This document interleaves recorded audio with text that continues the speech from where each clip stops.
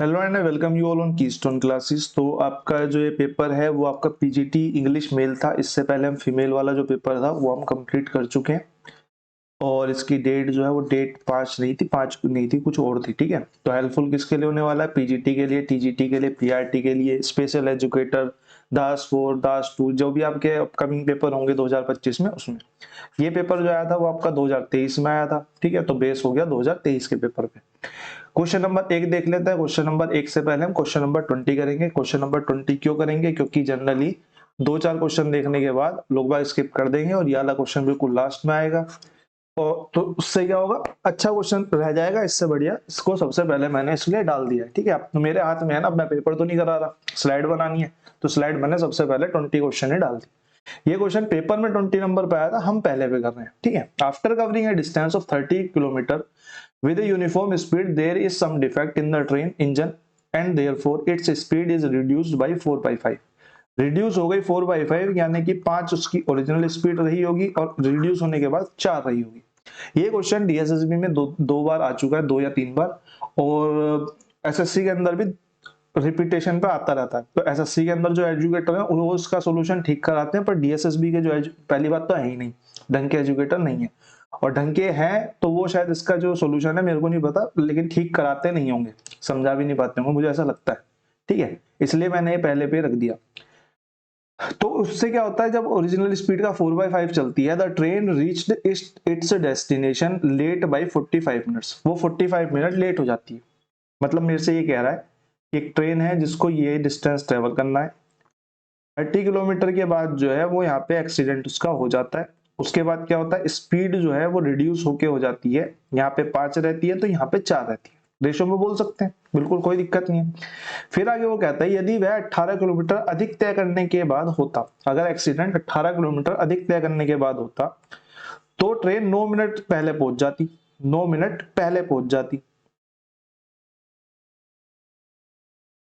तो जो ट्रेन है वो 9 मिनट पहले पहुंच जाती है। तो मैं बोलूंगा भाई दूसरी बार वो कंडीशन कह रहा है कि भैया 30 किलोमीटर के बाद और 18 किलोमीटर पे ये अगर एक्सीडेंट होता तो ट्रेन जो है वो 9 मिनट पहले पहुंच जाती। यानी कि मैं कह सकता हूं 30 किलोमीटर और ये 18 किलोमीटर, यहाँ पे जो स्पीड है वो आपकी 5 रहेगी, क्योंकि यहाँ भी सेम स्पीड से चल रहा है, तो यहाँ भी 5 स्पीड रहेगी, यहाँ पे 4 रहेगी। ठीक बात है, समझ पा रहे हो? क्योंकि यहाँ भी नॉर्मल स्पीड पे चल रहा है, यहाँ भी नॉर्मल स्पीड पे चल रहा है, यहाँ पे जो एक्सीडेंट होने के बाद स्पीड है वो 4 हो गई। क्वेश्चन कह रहा है कि यहाँ पे तो 45 मिनट लेट चल होती है, और यहाँ पे कितनी होती है भाई? 9 मिनट पहले पहुंच जाती है, यानी कि 36 मिनट में पहुंच जाती है, ये 45 मिनट में। तो अब इस क्वेश्चन को हम करेंगे कैसे? मैंने बोला यहाँ पे मेरे को एक स्पीड का रेशो दिख रहा है। क्या स्पीड का रेशो दिख रहा है भाई? ये जो 18 किलोमीटर का डिस्टेंस है, इस 18 किलोमीटर के डिस्टेंस को अगर मैं यहाँ से भी काट दूं, इसको भी 18 किलोमीटर बोल दूं, तो मेरा यहाँ पे जो स्पीड है वो 4 रही होगी, यहाँ पे जो स्पीड है वो 5 रही होगी। यानी कि जो डिफरेंस आएगा, जो ये डिफरेंस आएगा टाइम का, ये जो 9 मिनट का डिफरेंस आएगा, वो इस स्पीड की वजह से ही तो होगा। डिस्टेंस तो बराबर है 18 किलोमीटर। मैंने बोला स्पीड का जो रेशो है वो 4 और 5 का है, 4 और 5 का है। तो मैं सीधा सीधा बोल सकता हूँ, क्योंकि डिस्टेंस जो है वो यहाँ भी 18 किलोमीटर है, यहाँ भी 18 किलोमीटर, तो टाइम जो है वो यहाँ पे 5 का और 4 का लगा होगा। मैंने बोला ये जो डिफरेंस आ रहा है टाइम का, ये इस एक के बराबर हो जाएगा, इस एक के बराबर 9 मिनट्स हो जाएंगे। अगर 9 मिनट एक के बराबर हो गए तो मैं ये कह सकता हूँ कि यहाँ पे कितना चला होगा? 36 मिनट, 36 मिनट यहाँ पे चला होगा। अगर 36 मिनट यहाँ पे चला होगा तो मैं ये कह सकता हूँ, क्या कह सकता हूँ, कि 18 किलोमीटर की दूरी 36 मिनट में चली उसने। एक्चुअल स्पीड से 18 किलोमीटर की दूरी। अब यहाँ पे दो क्वेश्चन बनते हैं, एक तो डिस्टेंस का बनता है और एक स्पीड का बनता है। मैं दोनों आपको कराऊंगा, क्योंकि यहाँ पे यात्रा की दूरी यानी कि डिस्टेंस पूछा हुआ है, और पहले हम कैलकुलेट कर लेते हैं स्पीड। स्पीड हमें कैलकुलेट करने की जरूरत नहीं है, एक काम करते हैं पहले डिस्टेंस ही कैलकुलेट करते हैं, छोड़ो। ठीक है, मैंने बोला, मैंने क्या बोला, मैंने क्या बोला, मैंने क्या बोला, मैंने क्या बोला, मैंने ये बोला ये जो 9 मिनट का डिफरेंस है ये 18 किलोमीटर की वजह से आ रहा है। ये 9 मिनट का जो डिफरेंस है वो 18 किलोमीटर की वजह से आ रहा है।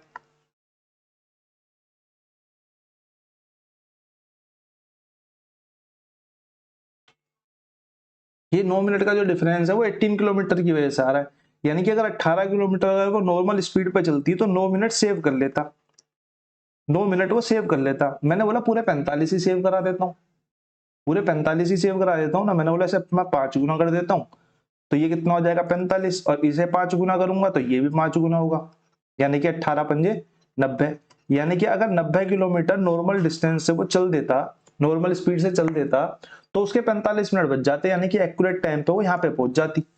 मैंने बोला 90 किलोमीटर और एक्यूरेट डिस्टेंस से चलता और 30 किलोमीटर पहले चल चुका था। तो अगर मैं टोटल डिस्टेंस की अगर मैं बात करूं तो टोटल डिस्टेंस कितना हो जाएगा 90 प्लस में 30 यानी कि 120 किलोमीटर्स।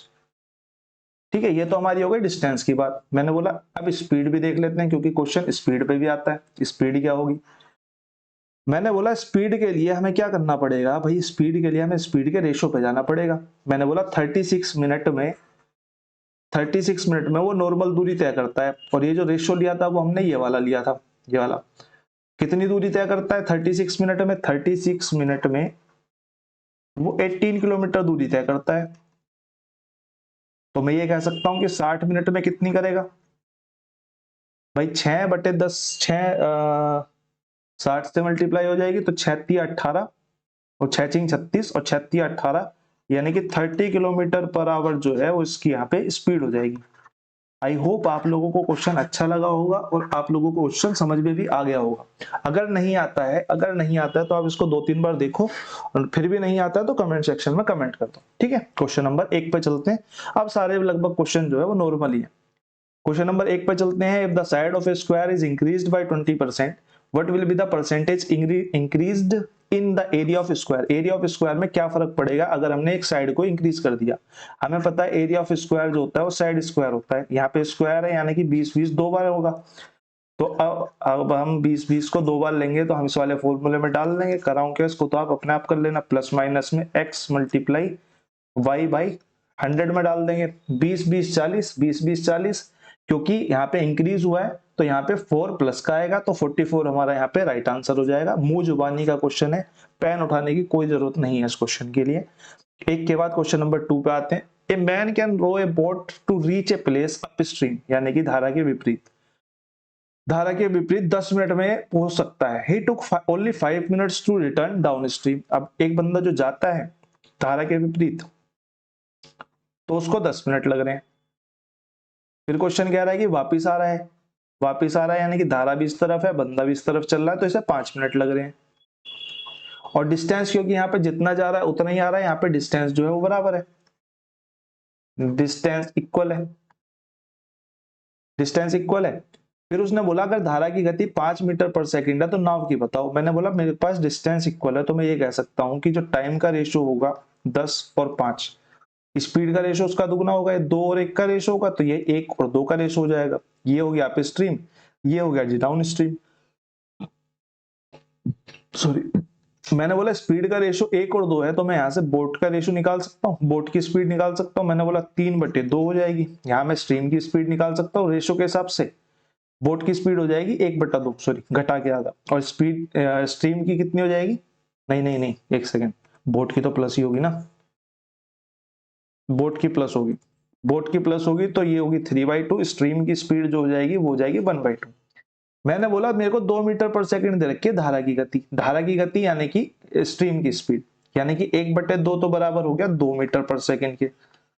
तो मेरे को क्या निकालना है, मेरे को 3/2 निकालना है। तो कर देंगे 2 दूनी 4 और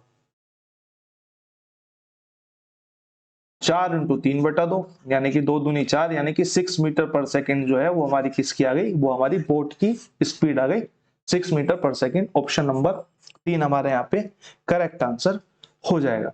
ठीक है, आई होप आप लोगों को क्वेश्चन समझ में आ गया होगा। अगले क्वेश्चन की तरफ बढ़ते हैं। अगला क्वेश्चन हमारा क्या कह रहा है, हमसे यहाँ पे पूछा हुआ है 12 और 24 का तीसरा अनुपात और 9 और 36 का मध्य अनुपात के बीच का अनुपात पूछा है। दो प्रोपोर्शन निकालने हैं, दो अलग अलग निकालने हैं और फिर उनका अनुपात हमसे पूछा हुआ है। क्वेश्चन अच्छा है, क्वेश्चन थोड़ा सा हटके है, तो आप लोग एक बार ट्राई करेंगे। अगर मैं बोलूं 12 और 24 का तृतीय अनुपात, तो 12 और 24 का तृतीय अनुपात का क्या मतलब है कि 12:24। इस वाले फिगर को हमेशा याद रखना और फॉर्मूले याद मत करने लग जाना कि ये b² + a होता है और ये अंडर रूट में a भी हो जाता है, तो उसे याद मत करना, इसको हमेशा याद रखना। तृतीय अनुपात का मतलब है कि यहाँ पे 24 और मेरे से ये वाली वैल्यू पूछी है। मध्य अनुपात की बात करूं तो मध्य अनुपात का मतलब है कि बीच के दोनों गायब है। बीच के दोनों गायब हैं और सेकंड फर्स्ट और लास्ट दे रखे हैं। अगर मैं इसके मध्य अनुपात की बात करूं तो x की वैल्यू कितनी हो जाएगी 24 इंटू 24 डिवाइडेड बाई 12। अगर यहाँ पे मैं बात करूं तो यहाँ पे एक्स स्क्वायर की वैल्यू कितनी हो जाएगी 9 मल्टीप्लाई 36। मैंने बोला यहाँ से 3 निकलेगा, यहाँ से कितना निकलेगा 6, तो 6 दिया 18, यहाँ पे x की वैल्यू हो गई। या इसको y भी बोल सकते हैं क्योंकि दोनों जगह x लिख दिया मैंने, इसको y बोल देते हैं, ठीक है। और यहाँ से अगर मैं x की वैल्यू करूं तो 12 दूनी 24, 24 दूनी 48, यानी कि x की वैल्यू कितनी हो गई 48। मेरे से पूछा है इन दोनों का अनुपात। अब इन दोनों का अनुपात निकालने के लिए 48 रेशो में 18, किससे काटेंगे 3 6 18, हाँ 3 से कट तो जाएगा, 3 एकम 3, 3 6 18, 6 से भी कट जाएगा, 6 3 18, 6 7 42, 6 8 48, यानी कि 8 रेशो 3 जो है वो हमारा यहाँ पे करेक्ट आंसर आ जाएगा। ऑप्शन नंबर 4 हमारा यहाँ करेक्ट हो जाएगा। क्वेश्चन नंबर 3 के बाद क्वेश्चन नंबर 4 पे चलते हैं। क्वेश्चन नंबर 4 हमारा क्या कह रहा है, the product of two numbers is 1764 and HCF is 14, the LCM of these number is. Question हमसे कह रहा है दो नंबर्स का जो प्रोडक्ट है, मैं उसको फर्स्ट और सेकंड नंबर बोल देता हूं, उसका जो प्रोडक्ट है वो क्या है, वो 1764 है। एचसीएफ मेरे को दिया हुआ है, तो एचसीएफ और एलसीएम के सीन में क्या होता है कि product of two numbers is equal to HCF multiply में एलसीएम होता है। ये बात आपको पता होनी चाहिए, ठीक है, इस क्वेश्चन को सोल्व करने के लिए। यहाँ पे मेरे को एचसीएफ की वैल्यू दी है कितनी 14, मेरे से एलसीएम ही तो पूछा है, एलसीएम की वैल्यू निकल जाएगी, इज इक्वल टू 1764, 14 से डिवाइड करेंगे तो 14 एकम 14, कितना बच गया 3, 14 दूनी 28, 14 तिया 42, 14 दूनी 28 और 14 पंजे 70, 14 छिक्का, यानी कि एलसीएम कितना आ गया हमारा, एलसीएम आ गया 126, हमारा एलसीएम आ गया। ऑप्शन नंबर 1 हमारा यहाँ पे करेक्ट आंसर हो जाएगा, ठीक है। आई होप आप लोगों को क्वेश्चन समझ में आ गया होगा। तो हम चलते हैं अगले क्वेश्चन की तरफ। 4 के बाद क्वेश्चन नंबर 5 पे आते हैं। If the weight of A is 54, the weight of B is 56, the weight of C is 64, then what is the average weight of these 3 peoples. Normal सा क्वेश्चन है, वेटों को प्लस करना है, 3 से डिवाइड करना है, सम ऑफ वेट डिवाइडेड बाय 3 आपका राइट आंसर आ जाएगा। या फिर आप क्या कर सकते हो, इनमें से किसी एक को वो मान लो एवरेज, मैंने बोला 54 एवरेज मैंने मान लिया। देखो अगर आपको बिना प्लस प्लस करे करना है, दिमाग में कैलकुलेट करना, तो ऐसे कर लो, मैंने 54 को एवरेज मान लिया, मैंने बोला ये +2 है, ये मेरा कितना प्लस है, ये मेरा +10 है, यानी कि टोटल पे 12 बढ़ जाएंगे। 12 कितनों पे बढ़ेंगे 3 पे, 3 का मतलब है कि एवरेज में 4 बढ़ जाएगा। मैंने एवरेज कितना माना था 54 माना था, तो 4 प्लस कर देंगे तो 58 kg जो है वो हमारा यहाँ पे राइट आंसर आ जाएगा। नॉर्मल तरीके से आप कर सकते हो, ये आपकी दिमाग की कैलकुलेशन के लिए मैंने आपको बता दिया। क्वेश्चन नंबर 5 के बाद क्वेश्चन नंबर 6 पे आते हैं। पाई चार्ट का क्वेश्चन था। क्वेश्चन कह रहा है the following table shows the production of 5 types of two wheelers by a company in the year of 2017 to 2020। अब एक्चुअल क्वेश्चन मेरे से क्या कह रहा है, in which year was the total production of two wheeler type B2 and B3 taken together equal to the total production of two wheelers of B4 and B5। ओहो, इसके option डालना भूल गया। क्वेश्चन कह रहा है कब B2 प्लस में B3 इक्वल हो जाएगा किसके, B4 प्लस में B5 के। ठीक है जी, कोई दिक्कत नहीं है। मैंने बोला कि मेरे को B1 B2 और B3 का इक्वल चाहिए, B2 और B3 इक्वल चाहिए B4 B5 के। मैंने बोला भैया B1 को तो एक्सक्लूड ही कर दो, खत्म ही कर दो। B2 और B3 मैंने बोला 2017 में कितना है, 2017 में 4 और 1 5, 3 और 1 5, 35 है। और B3 B4 कितना है, ये हमारा 27 है, तो ये वाला साल तो हमारा खत्म हो गया। 18 की अगर मैं बात करूं तो यहाँ पे मेरे को सीधा सीधा दिख रहा है 30 है। यहाँ पे अगर मैं बात करूं इनका तो ये हमारा 25 है, तो ये वाला साल भी खत्म हो गया। मैंने 19 को पकड़ा, मैंने बोला ये कितना है 29 है, और ये कितना है, ये भी 29 है, तो 2019 हमारा यहाँ पे करेक्ट आंसर हो जाएगा। ऑप्शन सॉरी मैं देना भूल गया, ऑप्शन नंबर यहाँ पे एक ही बोल देते 2019। ठीक है। क्वेश्चन नंबर 6 के बाद क्वेश्चन नंबर 7 पे आते हैं। निम्नलिखित तालिका कुछ वर्षों के लिए खनिजों का उत्पादन को दर्शाती है। 1991 टू 1992 से 1903 और 1994 तक दिए गए वर्षों की तुलना में किस खनिज के उत्पादन में निरंतर गिरावट हुई है। मेरे को गिरावट बतानी है। 1991 से 1993-4 तक, 1991 से 1993-4 तक लगातार गिरावट हुई है। मैंने बोला पहले लेड एल्युमिनियम को देखते हैं, तो 248 से 306 हो गया, यहाँ तो भैया बढ़ोतरी हो रही है, तो ये तो गलत। यहाँ 112 से 160 हो गया, यहाँ भी गलत। मैंने बोला 32 से 38 हो गया, यहाँ भी गलत। मैंने बोला 310 से 298 हुआ, यानी कि कमी हुई। 298 से 288 हो गया, यानी कि यहाँ भी कमी हुई। तो ये वाला तो हमारा ठीक हो गया, कॉपर हमारा राइट आंसर हो गया। बाकी और भी देख लेते हैं। 68 से 60, लेकिन यहाँ पे तो प्लस हो गया, तो ये वाला भी गलत हो गया। 98 से 108, यहाँ पे बढ़ोतरी हो गई, तो ये भी गलत हो गया। यहाँ पे टोटल है आयरन है, सॉरी आयरन है। 1120 से 22, यहाँ भी बढ़ोतरी हुई, तो ये भी गलत हो गया। लगातार गिरावट सिर्फ एक ही केस में हो रही है, किस में हो रही है? कॉपर में, यानी कि कॉपर हमारा राइट आंसर हो जाएगा। ठीक है, क्वेश्चन नंबर 7 के बाद क्वेश्चन नंबर 8 पे चलते हैं।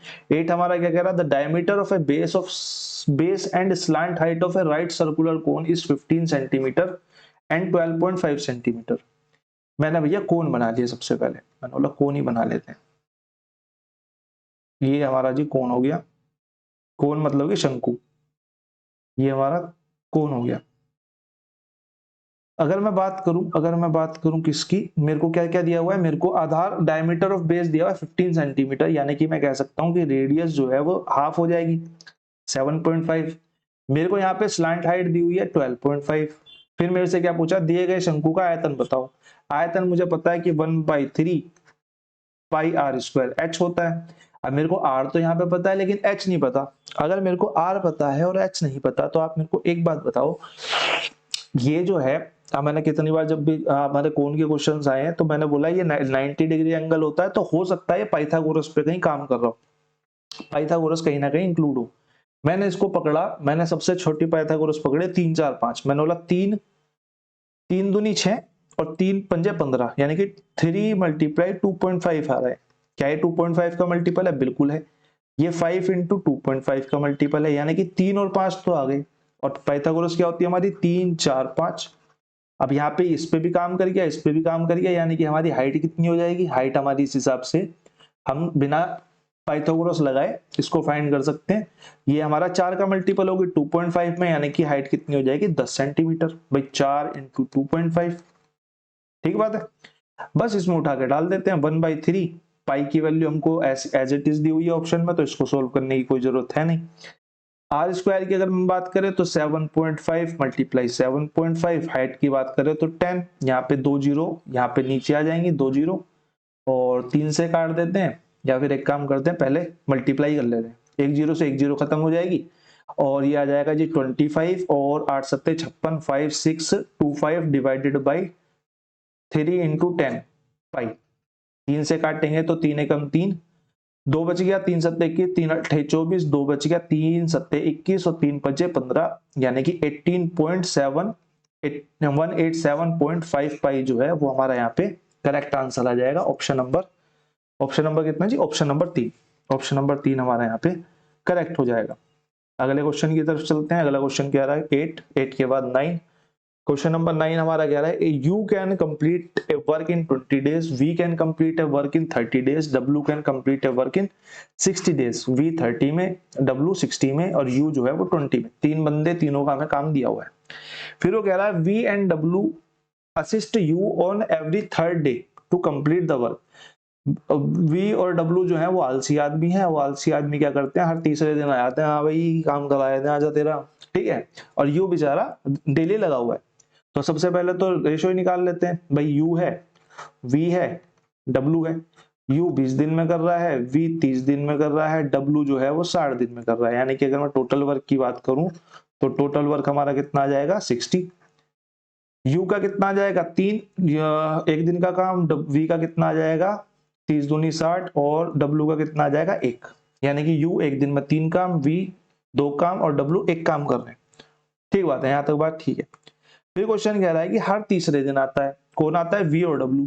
यानी कि यू पहले दिन काम कर रहा है, कितना? 3 काम। यू दूसरे दिन काम कर रहा है, 3 काम। लेकिन तीसरे दिन क्या हो रहा है? वी और डब्ल्यू जो है वो तीनों आ रहे हैं।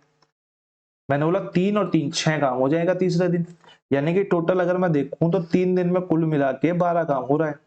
12 काम हो रहा है, तो और काम कितना करना है? 60 काम करना है, यानी कि 5 टाइम्स काम करना है। यानी कि टाइम भी कितना हो जाएगा? क्योंकि 12 काम कितने दिन में हो रहा है? 3 दिन में, 3 दिन में हो रहा है। तो टाइम भी 5 गुना हो जाएगा, यानी कि टाइम कितना लग जाएगा, 15 डेज हमें यहाँ पे काम को कंप्लीट करने में लग जाएगा।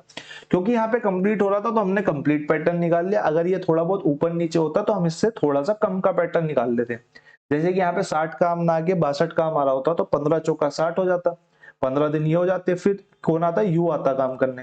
तो अगर 62 वर्क होता तो 15 दिन ये हो जाते, बचे हुए 2 काम को कौन करता, यू काम करता। तो ये हमारा ऐसे राइट आंसर हो जाता। ठीक है, आई होप आप लोगों को पता होगा। क्वेश्चन नंबर 9 के बाद चलते हैं जी क्वेश्चन नंबर 10 की तरफ। क्वेश्चन नंबर 9 के बाद चलते हैं क्वेश्चन नंबर 10 की तरफ। 10 हमारा क्या कह रहा है, the average of 10 numbers is 8 if each number is multiplied by 14 then the average of new set of numbers is.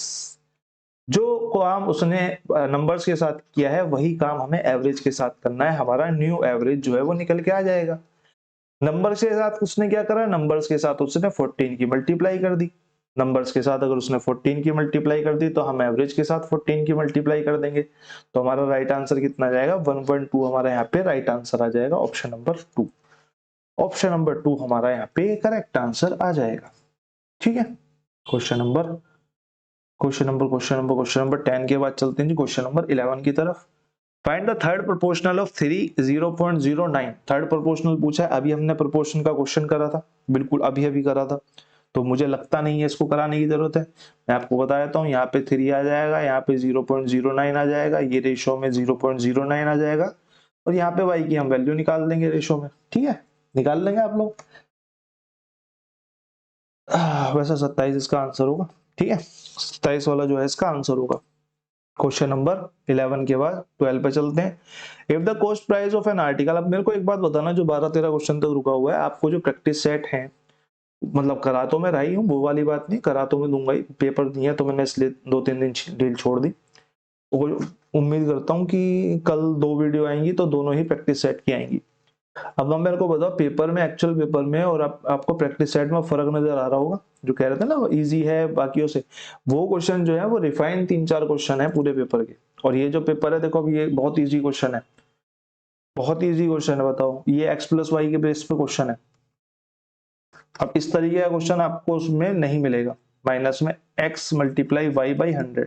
तो वो जो प्रैक्टिस सेट है उनकी प्रैक्टिस आप रेगुलर करोगे तो आपके जो स्कोर है, आपकी जो टाइमिंग्स है, उसमें बहुत इजाफा आएगा, गारंटीड है। ठीक है, अंकित मूल्य पे क्या करता है, यदि एक वस्तु का क्रय मूल्य अंकित मूल्य का 50% है, सॉरी मैंने क्वेश्चन पढ़ लिया गलत बात करने के चक्कर में।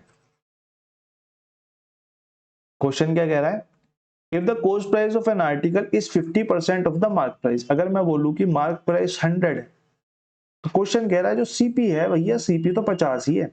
फिर उसने कहा then what is the profit percentage after allowing a discount of 20%। अब डिस्काउंट अलाउ कर देता है 20% का, 100 पे अगर 20% का डिस्काउंट अलाउ कर रहा है, यानी कि मैं यहाँ से बोल सकता हूँ कि एसपी जो है वो 80 हो जाएगा। अगर एसपी 80 हो जाएगा, 50 में खरीदा था, 80 में बेचा है, तो प्रॉफिट कितने का होगा, 30 का। प्रॉफिट परसेंट काउंट करने के लिए सीपी को नीचे रखेंगे अनटिल अनलेस उसने एमपी या एसपी बोला ना हो, और परसेंट निकालने के लिए ऊपर 100 से मल्टीप्लाई, 5 से काट देंगे, 2 बार ही चला जाएगा। तो यहाँ पे 60% जो है वो करेक्ट आंसर आ जाएगा।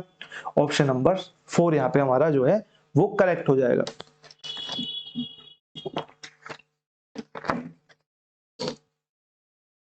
बारह के बाद क्वेश्चन नंबर 13 पे चलते हैं। क्वेश्चन नंबर 13 ट्रिकी क्वेश्चन है, इसे हम ट्रिकी क्वेश्चंस की कैटेगरी में रखते हैं। पहले बहुत आते थे, अब बीच में कम हो गए थे। मतलब बीच में क्या, ये भी 2023 का ही पेपर है, 2024 में से ट्रिकी क्वेश्चंस कम आए। ठीक है, ये एक्चुअल में अलजेब्रा का कॉन्सेप्ट है। अलजेब्रा का कॉन्सेप्ट है कि x बराबर 81, तो इसकी वैल्यू फाइंड करनी है हमें। ठीक है, हिंदी में मैंने इसलिए रखा है क्योंकि इंग्लिश में थोड़े से वहां पे ये जो मल्टीपल है ना, मल्टीपल दिए हुए नहीं थे। ट्रिकी क्यों है, क्योंकि भैया x जो है वो बराबर 81 के है, तो 81 भी तो x के बराबर ही है ना। तो मैं ये कह सकता हूं कि जहां भी x की वैल्यू आएगी वहां मैं 81 डाल सकता हूं। और मुझे पता है 81 क्या होता है, 81 होता है 3 की पावर 4। 81 जो होता है वो हमारा होता है 3 की पावर 4। तो यानी कि x की जगह मैं वैल्यू जो है वो 3 की पावर 4 डाल सकता हूं जहां भी मुझे जरूरत पड़ेगी। मैंने बोला पहली इस वाली इक्वेशन को मैं लिख के देखता हूं, क्योंकि यहाँ पे पावर्स का खेल है ही नहीं। तो मैं यहाँ बोलूंगा 81 माइनस में 6 लिख देता हूँ इसे मैं। फिर मैंने बोला x की जगह मैं डाल देता हूँ 3 की पावर 4, क्योंकि यहाँ पे पावर की बात हो रही है। तो 3 की पावर 4 मल्टीप्लाई में 3/4 हो जाएगा, प्लस में फिर से मैं x की जगह डाल देता हूं, क्या फिर मैं x की जगह डाल देता हूं आपका 3 की पावर 4, मैंने फिर x की जगह 3 की पावर 4 डाल दी तो इसका 1/2 हो जाएगा। ठीक है, फिर मल्टीप्लाई में क्या है, यहाँ पे x की पावर 1/2 है, डायरेक्ट लिख देते हैं भाई, 3 4 से काट देंगे तो ये हमारा हो जाएगा 3 की पावर 2, और 1/4 को काटेंगे तो 3 की पावर 1 डिवाइडेड बाई x की पावर 1/2 यानी कि 3 की पावर 2 प्लस में 1, और मल्टीप्लाई बाई x की पावर 4 यानी कि 3 की पावर 1। आगे अगर मैं फर्दर इसको सोल्व करूं तो ये 4 से 4 कट जाएगा, 3 तिया 9, 2 से ये 2 बार कट जाएगा, और 3 तिया 9, 3 तिया 9 तिया 27। ठीक है, तो अगर मैं फर्दर सोल्व करूंगा 81 में से 6 जाएंगे तो ये हमारा आ जाएगा 75 डिवाइडेड बाई 3 तिया 9 तिया 27 प्लस में, और 3 तिया 9 मल्टीप्लाई में 3 तिया 9 प्लस में 3 डिवाइडेड बाई 3 तिया 9 प्लस में 1 और मल्टीप्लाई में 3।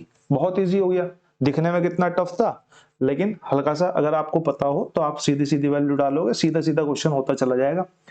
आगे अगर मैं देखूं तो ये हो जाएगा जी हमारा 75 डिवाइड में 9 तिया 27, 9 चौक 36 मल्टीप्लाई में 9 और 3 12 डिवाइडेड बाई 10 मल्टीप्लाई बाई 3।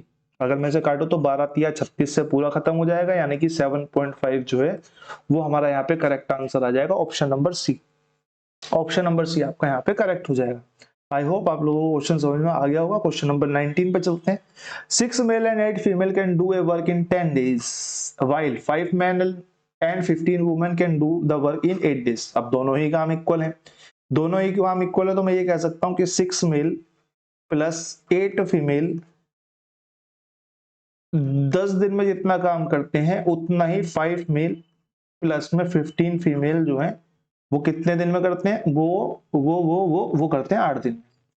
ठीक बात है। फिर मेरे से जो क्वेश्चन ने पूछा है वो पूछा है कि 17 मेल प्लस में 16 फीमेल टोटल काम को कितने दिन में खत्म कर पाएंगे। मैंने बोला यहां से अगर मैं देखूं तो 60 मेल प्लस में 80 फीमेल इज इक्वल टू कितने के हो जाएंगे, 40 मेल प्लस में 15 चौका 60 यानी कि 120 फीमेल के। तो फीमेल फीमेल एक तरफ, मेल मेल एक तरफ, तो 20 male is equal to 40 female के। तो मैं ये कह सकता हूं कि मेल और फीमेल का जो रेशियो आएगा वो हमारा आएगा 2 और 1 का, यानी कि मेल कितना काम कर रहा है 2, फीमेल कितना काम कर रही है 1। ठीक है, जेंडर इक्वालिटी। कहीं कहीं फीमेल भी ज्यादा करती है, मतलब सॉरी। ठीक है, तो अगर मैं टोटल वर्क की अगर मैं बात करूं, टोटल वर्क की अगर मैं बात करूं तो ये हो जाएगा 6 मल्टीप्लाई 2 प्लस में 8 मल्टीप्लाई 1, 81 हो गया ये। 8 मल्टीप्लाई 1 और मल्टीप्लाई बाई 10 यानी कि 6 दूनी 12 प्लस में 8 यानी कि 20, 20 मल्टीप्लाई 10 यानी कि टोटल वर्क जी हमारा होगा 200। फिर मेरे से कह रहा है कि इतने आदमी जो है वो कितनी दिन में कर पाएंगे। ठीक है, इतने आदमी ये जो है ये कितने दिन में कर पाएंगे। मैंने बोला 17 मेल जो है वो एक मेल अगर 2 काम कर रहा है तो ये 17 मेल 34 काम करेंगे। 16 फीमेल क्योंकि एक फीमेल 1 काम कर रही है यानी कि 16 काम कर पाएंगे, यानी कि एक दिन में 40 वर्क जो है ये कंप्लीट कर सकते हैं। काम इन्हें करना है कितना 200। यहां से अगर मैं सीधा देखूं तो इन्हें काम करना है कितना 5 गुना, यानी कि 5 दिन में ये जो है इस काम को कंप्लीट कर पाएंगे। ऑप्शन नंबर, ऑप्शन ही नहीं इसमें तो ऐसा कैसे हो गया, सॉरी 5 चौक 20 होता है ना, 50 हो गए, 50 हो गए ना, 5 चौक 20 4 दिन। Sorry for the calculation mistake. Question number 14 के बाद क्वेश्चन नंबर 15 पे चलते हैं। क्वेश्चन नंबर 15 कह रहा है find the compound interest of 16540 for 2 years at 16% per annum compounded annually. 2 साल की बात कर रहा है तो मैं x प्लस वाई वाला फॉर्मूला भी लगा सकता हूँ, मैं 2a.a² वाला फॉर्मूला भी लगा सकता हूँ, मेरी मर्जी। या फिर मैं रेशो मेथड पे भी जा सकता हूँ, वो भी मेरी मर्जी। सही बात है ना, पर किसी पे भी जा सकते हैं। मैंने बोला किस पे जाया जाए, किस पे जाया जाए, किस पे जाया जाए, किस पे जाया जाए। अब एक काम करते हैं, हम सिंपल ही दिख रहा है तो एक्स प्लस वाई वाले फॉर्मूले पे ही चले जाते हैं। देखो कंपाउंड इंटरेस्ट में ना 3-4 तरीके हैं, अब जो क्वेश्चन में बेस्ट है मैं उसे ही लगाना पसंद करता हूँ।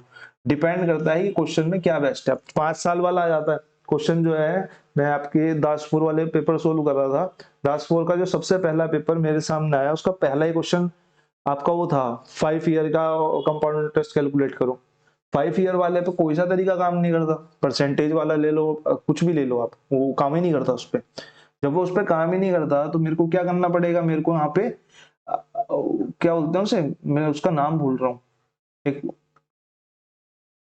पता नहीं उसका नाम अजीब सा, सॉरी, मुझे उस वाली ट्रिक पे ही जाना पड़ता है 5 साल के लिए, मुझे उस ट्रिक पे ही जाना पड़ता है, कुछ पिरामिड पिरामिड करके नाम है उसका, ट्रिक का नाम जो है पिरामिड पिरामिड करके, उसमें ये सारे तरीके फेल हो जाते हैं। तो कंपाउंड इंटरेस्ट में क्वेश्चन देख के ही सॉल्यूशन के मेथड पे जाया जाता है, इसलिए मैं कोशिश करता हूं कि आपको एक एक क्वेश्चन पे 2-3 मेथड समझा दूं, जिससे कि आपको समझ में आए कि कौन सा क्यों लगाया जा रहा है, क्यों टाइम बचा रहा है। ठीक है, अगर यही 3 साल का होता, परसेंटेज थोड़ी पॉइंट टू पॉइंट में होती, तो मैं यहाँ पे आपका रेशो मेथड पे चला जाता, क्योंकि वहां पे काटने में और कैलकुलेट करने में आसानी हो जाती। ठीक है, फिर मैं इस पे नहीं जाता, क्योंकि यहाँ पे है भी 2 साल का, परसेंटेज भी नॉर्मल है, तो हम इस वाले मेथड पे चले जाएंगे, इस वाले मेथड पे चले जाएंगे, या फिर इस वाले मेथड पे चले जाएंगे, 2a²।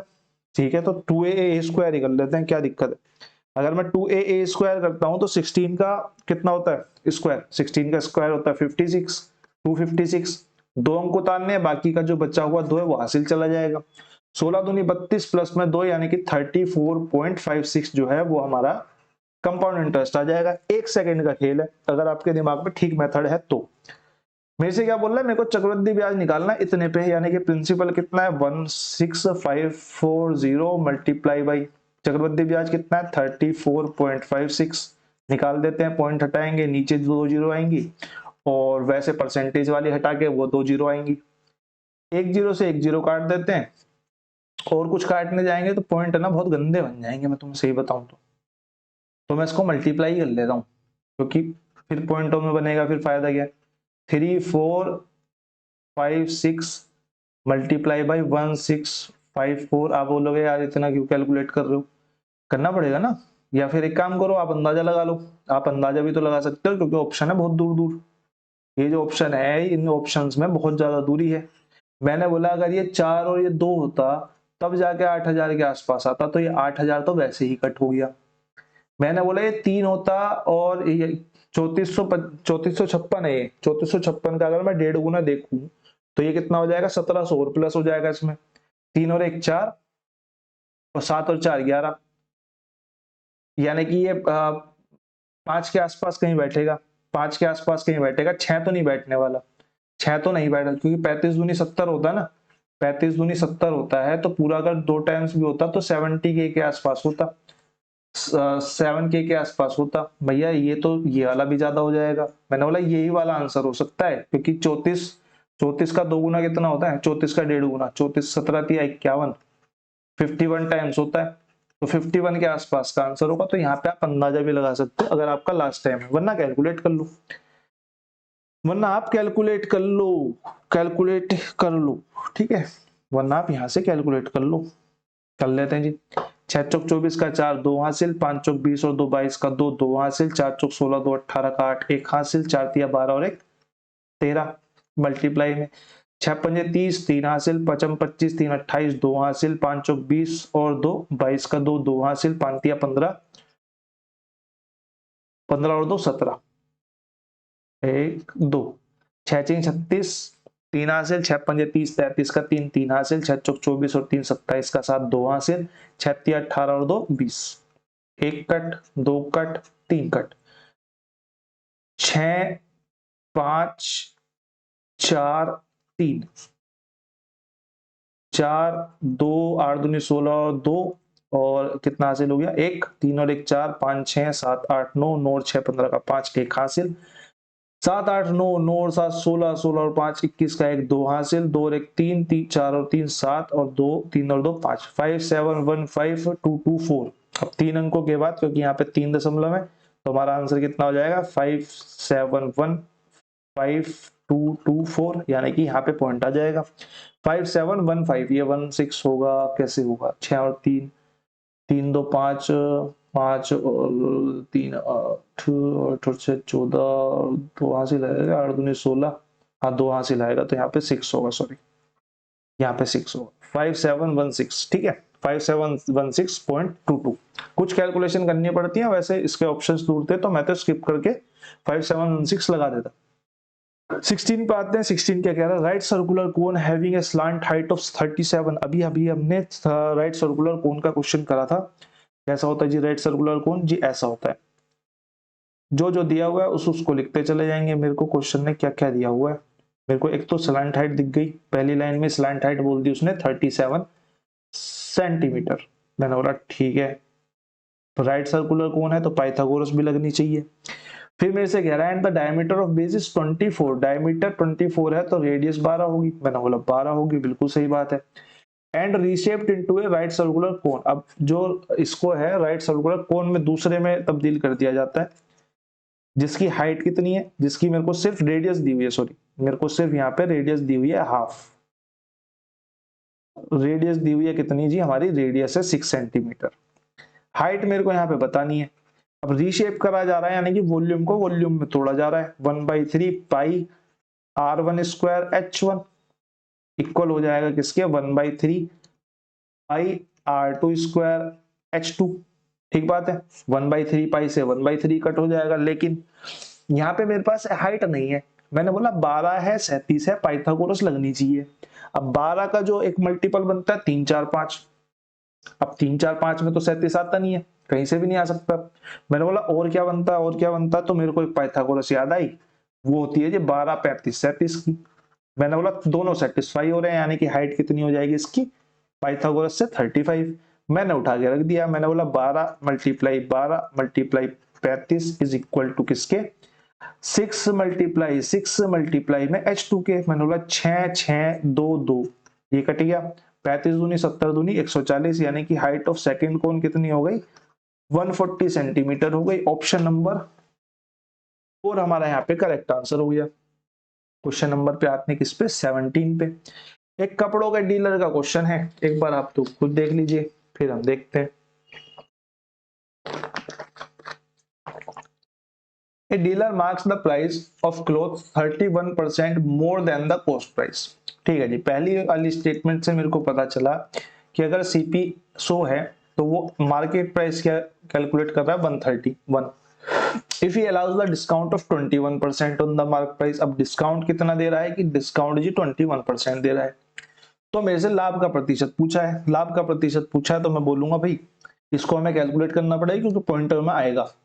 मैंने बोला एमपी 131 है, डिस्काउंट 21 दे रहा है, यानी कि 131 की चीज को वो 79% पे बेच रहा है। मैंने बोला 79% पे बेच रहा है, 79% पे यानी कि 79/100। ये हमारा क्या आ जाएगा जी, ये हमारा एसपी आ जाएगा। मैंने बोला इसको तो काटा कूटा तो जाएगा नहीं, ये भी मल्टीपल ही होगा, इसको भी मल्टीप्लाई करके देखना पड़ेगा, इसको भी मल्टीप्लाई करके देखना पड़ेगा। तो अंदाजा अगर मैं लगाऊं,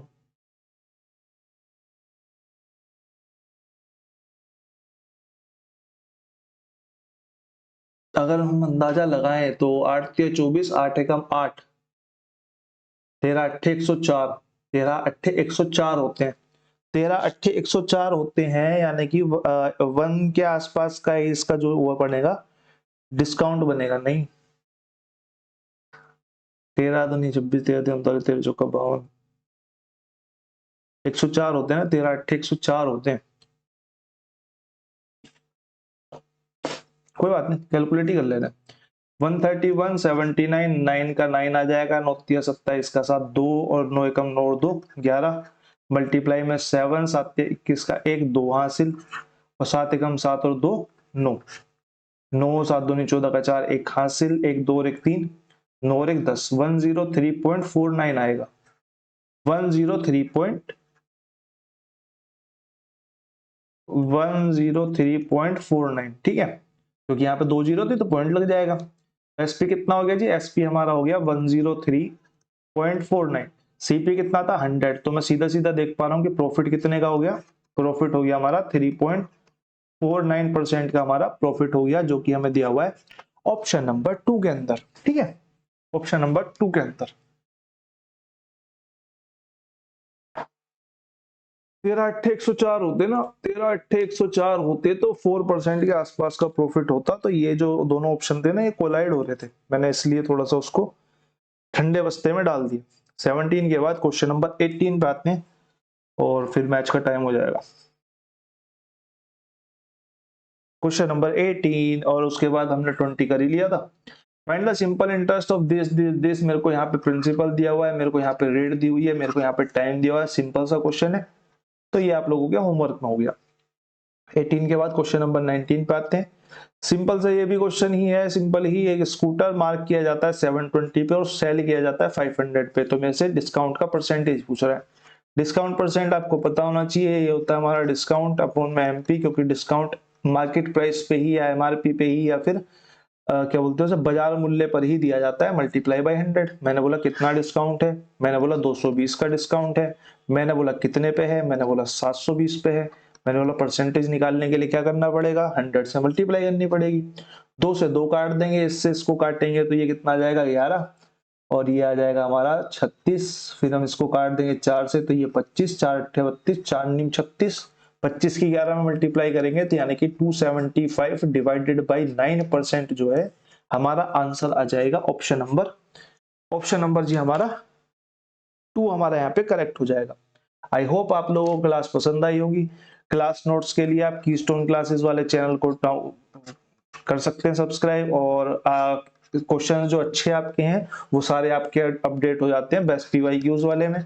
अब उसमें क्योंकि वो 2024 का ही मैंने 24 के लिए ही बनाया था, पर अब मेरा मन कर रहा है उसमें जो प्रीवियस ईयर और हैं और उसमें जो है वो इंक्लूड कर दिए जाएं। चैप्टर वाइज आपके पॉसिबल हो नहीं पाएंगे, उसके लिए हम माफी चाहते हैं, और बाकी अब हमें जाना पड़ेगा। धन्यवाद।